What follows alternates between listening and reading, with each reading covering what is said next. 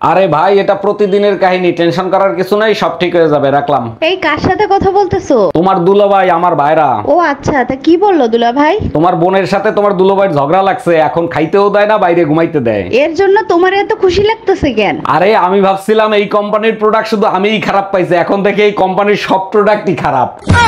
তোরা যদি ঝগড়া করে মইরেও যাস, জীবনে কোনোদিন ছাড়াতে যাব না। গেলা ঝগড়া থামাইতে আর নিজেই ঝগড়া করে আসলা। আচ্ছা তুমি বলো, ভাবিরে বুকে নিয়ে সান্ত্বনা দেয়াটা কি কোনো অন্যায়? মোটেও অন্যায় না, কিন্তু আজকে তোরে সান্ত্বনা দেবে কেডা?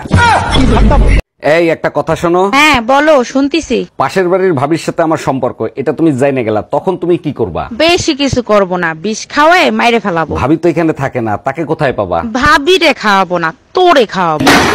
জামাই কই তুমি? তাড়াতাড়ি এদিকে আসো। শালা শ্বশুর বাড়িয়েও শান্তি নেই। কে আম্মা জান, আপনার মেয়ে কি মরে গেছে নাকি? এসব কি বলো জামাই? সকাল থেকে মেয়ে বমি করতেছে, যাও মিষ্টি নিয়ে আসো, সুখবর আছে। আরে কিসের সুসংবাদ? লেবুর রস করে খাওয়ান, সারা রাত বসে মদ খাইছে। জানেন ভাবি, কাল রাতে না আপনাকে নিয়ে রোমান্টিক একটা স্বপ্ন দেখছি। আচ্ছা তাই নাকি? তা কি রোমান্টিক স্বপ্ন দেখলেন? এতটাই রোমান্টিক যে আমার বলতে লজ্জা লাগতেছে। এক মিনিট, আমি ফোনে কথা বলতেছি তো। বলেন কি, কার সাথে কথা বলতেছেন? আপনার বউয়ের সাথে। ভাইজান, আমার নতুন বিয়ে হয়েছে, আমার একটা মজবুত খাট বানিয়ে দিতে পারবেন? অবশ্যই পারবো ভাবি, আমি গ্যারান্টি সহকারে খাট বানায় থাকি। আচ্ছা তাই নাকি? তা কিরকম গ্যারান্টি দেন? শীতকালে আওয়াজ করবে না, আপনি পুরো এলাকার লোক নিয়ে ঘুমাতে পারবেন, ভাঙবে না।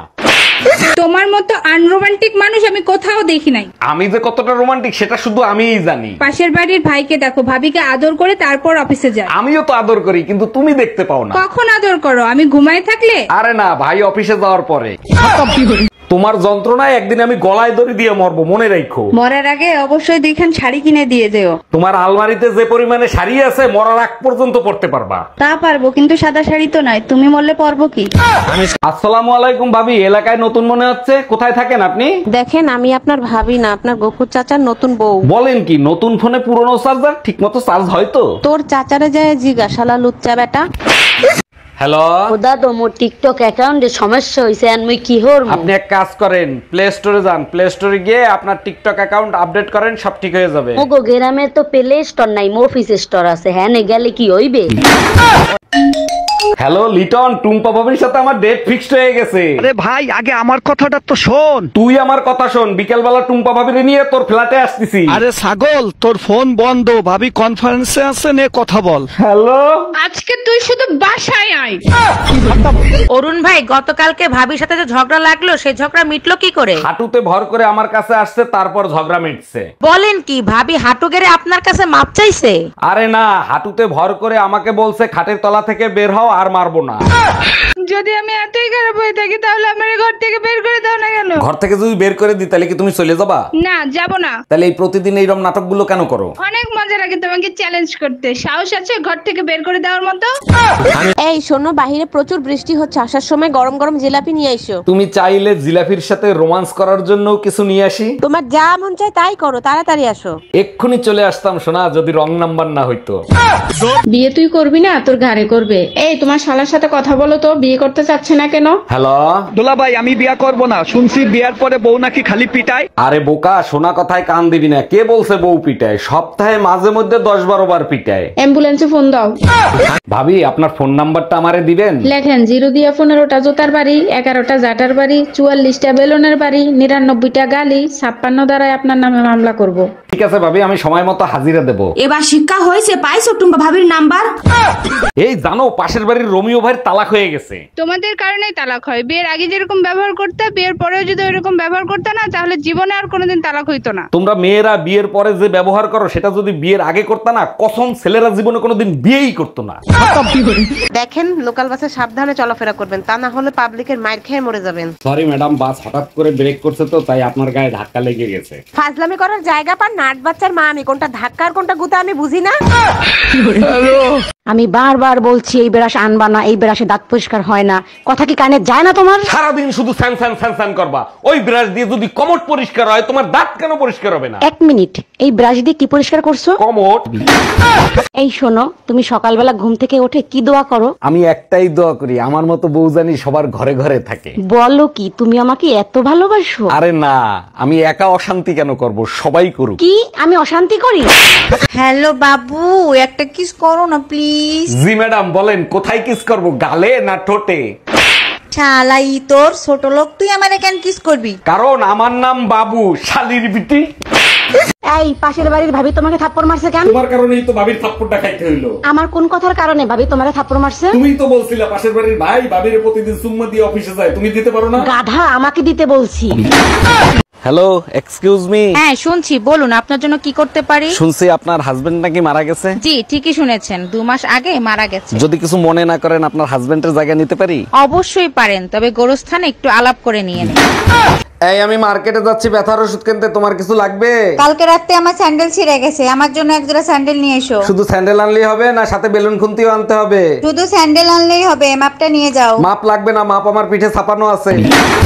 ভাইজান, আপনি কি মার্কেটের দিকে যাচ্ছেন নাকি? জি ভাবি, মার্কেটের দিকে যাচ্ছি, আপনার কিছু লাগবে? আমার জন্য ভালো কোম্পানির একটা বেলুন নিয়ে এসেন তো। কিন্তু ভাই তো বাড়ি থাকে না, বেলুন দিয়ে কি করবেন? ভাবি যে কয়টা বেলুন আপনার পিঠে ভাঙছে না, সব কটাই আমার ছিল। এক বউ থাকা অবস্থায় দ্বিতীয় বিয়ে করার জন্য বাংলাদেশের সংবিধানে কি হইলো, থামলা কেন? পড়ো, তারপর কি লিখছে? না থাক, দরকার নাই। আমি পড়ে শোনাচ্ছি। 2 বউ মিলে নির্যাতন করবে, কারণ বাংলাদেশ সংবিধানে পুরুষ নির্যাতনের কোনো আইন নাই। আরে ভাবি, কি হয়েছে, এত টেনশন করতেছেন কেন? আমার মনে হয় আমার জামাইয়ের সাথে কারোর সাথে সম্পর্ক আছে। ও মাই গড, তা এখন কি করবেন ভাবতেছেন? আমার বয়ফ্রেন্ড ওর পিছনে লাগাই দেবো, দেখবো শালা কার সাথে প্রেম করে। এটা দারুণ আইডিয়া। শোনো না, আমার অপারেশন করতে ভয় লাগতেছে, যদি কিছু হয়ে যায়। হ্যালো অরুণদা, 2 লাখ টাকা দিয়ে নাকি বৌদির অপারেশন করতেছেন? এত টাকায় তো আপনি নতুন আরেকটা বিয়ে করতে পারতেন। শ্রী সাগরদা, আপনি বন্ধু নামের কলঙ্ক, এই কথা আপনি আগে বলবেন না? অর্ধেক টাকা তো আমি জমা দিয়ে ফেলাইছি। আগে তোরে মার্ডার করব, তারপরে আমি অপারেশন করব। দেখো টুম্পা, আমাদের 3 বছরের সম্পর্ক তুমি এভাবে নষ্ট করে যেতে পারো না। তোরে 3 বছর সহ্য করছি, আর নিতে পারছি না, সরি। কিসের সরি? আমরা বাচ্চাদের নাম পর্যন্ত ঠিক করে রাখছি। বাচ্চাদের নাম ঠিকই থাকবে, শুধু বাপের নাম পাল্টে যাবে। এতক্ষণে মহারানীর ঘরে আসার সময় হইলো। এই কই গেছিলে তুমি? পাশের বাসার ভাবির সাথে দরগায় গেছিলাম তোমার জন্য মানত করতে। এইটা খুব ভালো কাজ করছো। তা কি মানত করলা? হে আল্লাহ, আমার স্বামী যেন সবসময় আমার সাথে থাকে, নয়তো তোমার সাথে। আজকের পর থেকে আর কোনো ফকির রে খাইতেই দেব না। আরে বাবা, এত রাগ হইলে চলে? কি হয়েছে আমারে বলো। কালকে এক ফকির রে খাইতে দিছিলাম, সে আজকে আমার একটা বই এনে দিছে। কিসের বই এনে দিছে? রান্না শেখার বই। ভাবি, এক কাপ চা খাওয়াবেন? কেন খাওয়াবো না, অবশ্যই খাওয়াবো, তবে দুধ চা হবে না লাল চা হবে। আচ্ছা থাক, লাগবে না। আরে কি বলেন, আপনি বসেন, আমি দুধ কিনে এনে চা করে দিচ্ছি। দেখেন, আমি কেনা দুধের চা খাই না। এই নেন দুধ চা। হ্যালো হ্যালো, এই তুমি কোথায়, কি করছো গো? দোকানে আছি। কেন, কি হয়েছে? আরে না না, তেমন কিছু না, পাশের বাসার ভাবি পলাই গেছো তো তাই। ও আচ্ছা। এই জানো, আজকে তোমার আর আমার ব্লাড রিপোর্ট আনতে গেছিলাম। আরে তাই নাকি? তার রিপোর্ট দেখে ডাক্তার কি বললো? ডাক্তার বললো তোমার আর আমার ব্লাড গ্রুপ 1। কেন হবে না? আজ 10 বছর ধরে তো আমার রক্তই খাচ্ছো। এই কি বললা? আমি তোমার রক্ত খাই? আমি আর বাপের বাড়ি থাকবো না, তুমি আজকে এসে আমারে নিয়ে যাও, এখানে প্রচন্ড গরম। গ্রামের থেকে শহরে গরম আরো বেশি। তুমি এক কাজ করো, বেশি বেশি লেবুর শরবত খাও। সব শরবত খায় দেখছি, কোনো শরবতে কাজ হয় না, তুমি এসে আমারে নিয়ে যাও। বুঝতে পারছি, আমার মাথা না খাইলে তোমার কলিজা ঠান্ডা হবে না। আচ্ছা, শ্রীলঙ্কার পতাকায় সিংহের হাতে তলোয়ার কেন? তুমি কি এই ব্যাপারে কিছু জানো? 2000 বছর আগে শ্রীলঙ্কার এক রাজা ছিল। রাজা অবিবাহিত ছিল, সে বিয়ে করবে, তার জন্য আশেপাশের যত রাজ্য ছিল সব রাজ্যে খবর দিল।